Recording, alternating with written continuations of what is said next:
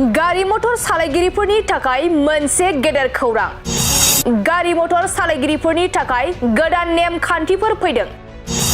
नंगौ, गारि मटर सालायगिरिफोरा सांग्रां जा, नङाब्ला नोंथाङा जोबथेसालियाव थांनांगोन आरो नोंथांनि राङा लाथिख' जागोन। जुदि नोंथाङा जौ लोंनानै गारि सालायोब्ला 10,000 जुरिमाना लोगोसे 6 दाननि थाखाय जोबथेसालियाव। आरो नोंथाङा बे एखे गोरोन्थिखौनो फिन खालामफिनोब्ला 15,000 रां जुरिमाना होनो नांगोन। सीट बेल्ट गानालासे नोंथाङा गारिखौ सालायोब्ला 1,000 रां जुरिमाना। हेलमेट गैयालासे गारि सालायोब्ला 1,000 रां जुरिमाना लोगोसे 3 दाननि थाखाय लाइसेन्स केन्सेल खालामनाय जागोन।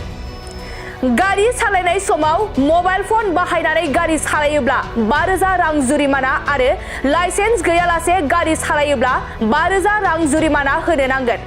साखा खबनै गारियाव साथाम जाबनानै गारि सालायोब्ला 1,000 रां जुरिमाना लोगोसे इन्सुरेन्स गैयालासे गारि सालायोब्ला 2,000 रां जुरिमाना आरो 3 दाननि थाखाय नोंथाङा जोबथेसालियाव थांनांगोन।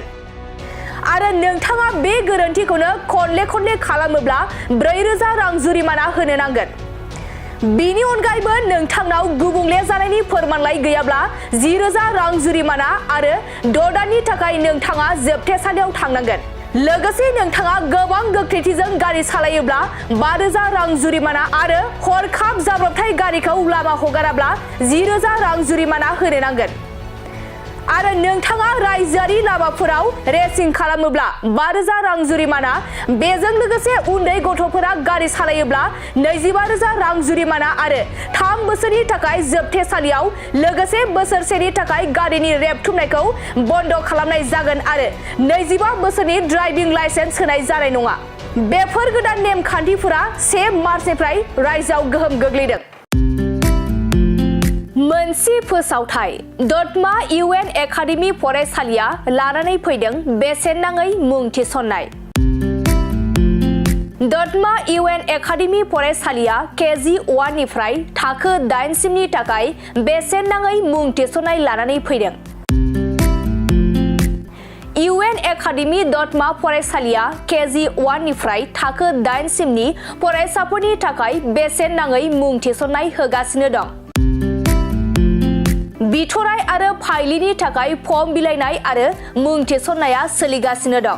बे बेसेन नाङै मुं थिसननाया मार्च दाननि 31 अक्ट'आव जोबथा सान आरो हिनजावसा आरो हौवासाफोरनि थाखाय हस्टेलनि फेसिलिटिसबो दं। नोंथाङाबो नोंथांनि गथ'खौ दतमा UN एकाडेमि फरायसालियाव बेसेन होआजासे मुं थिसननो सानदोंब्ला 31 मार्चनि सिगां मुं थिसननो हागोन। नोंथाङा आबुङै मिथिनो थाखाय 700266038 नङाब्ला 9365913183 नैबे जानबुं नम्बराव कल खालामना खौरां लाहरनो हागोन।